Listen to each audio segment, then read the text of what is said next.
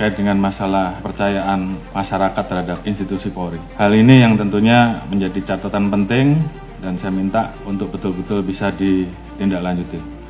Pasca terjadinya peristiwa Duren 3, angka kita langsung anjlok di angka 28. Dan kemarin pada saat penetapan FS sebagai tersangka, angkanya naik menjadi 78. Dan ini adalah pertaruhan institusi Polri, sehingga harapan kita angka 78 itu minimal sama atau naik. Sesuai dengan arahan Bapak Presiden, bahwa kita tidak akan ada yang ditutup-tutupi, semua kita buka sesuai fakta, ungkap kebenaran apa adanya. Jadi itu yang menjadi pegangan kita.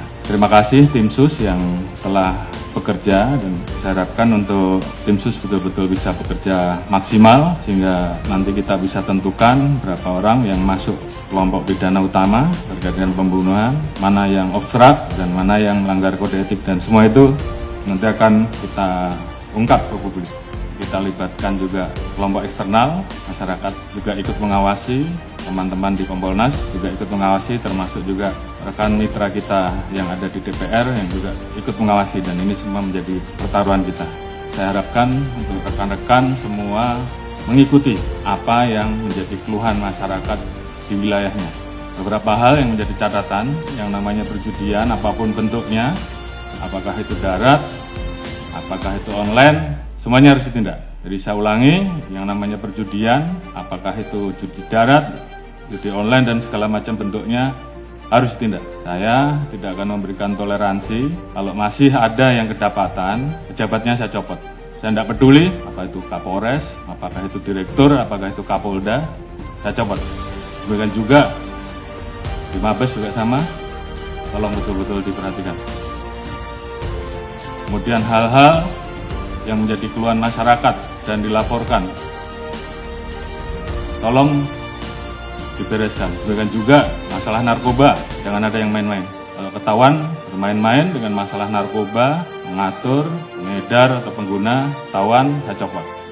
Illegal mining, apalagi di wilayah hutan lindung dan sebagainya, tidak ada lagi. Penyeludupan demikian juga, penyalahgunaan BBM, LPG apalagi yang saat ini menjadi beban pemerintah, tolong tertibkan.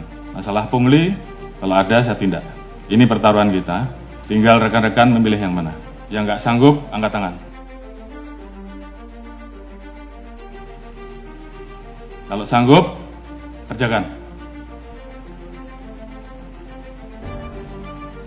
Propam, saya minta turun dan awasi. Sekali lagi, saya tanya kepada rekan-rekan.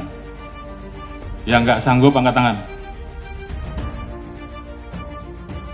Kalau nggak ada, berarti kalian semua, rekan-rekan semua masih cinta institusi. Dan saya minta kembalikan kepercayaan masyarakat kepada kita, pada institusi, sesegera mungkin. Ini juga menjadi atensi Bapak Presiden kemarin pada saat hari ulang tahun kemerdekaan, pidato beliau terkait dengan masalah perlindungan hukum, sosial politik, ekonomi untuk rakyat, pemenuhan hak sipil, aktif demokrasi, hak politik, perempuan, kelompok marginal harus terus dijamin. Hukum harus ditegakkan seadil-adilnya tanpa pandang bulu. Ini menjadi perintah dari pimpinan tertinggi, laksanakan saja.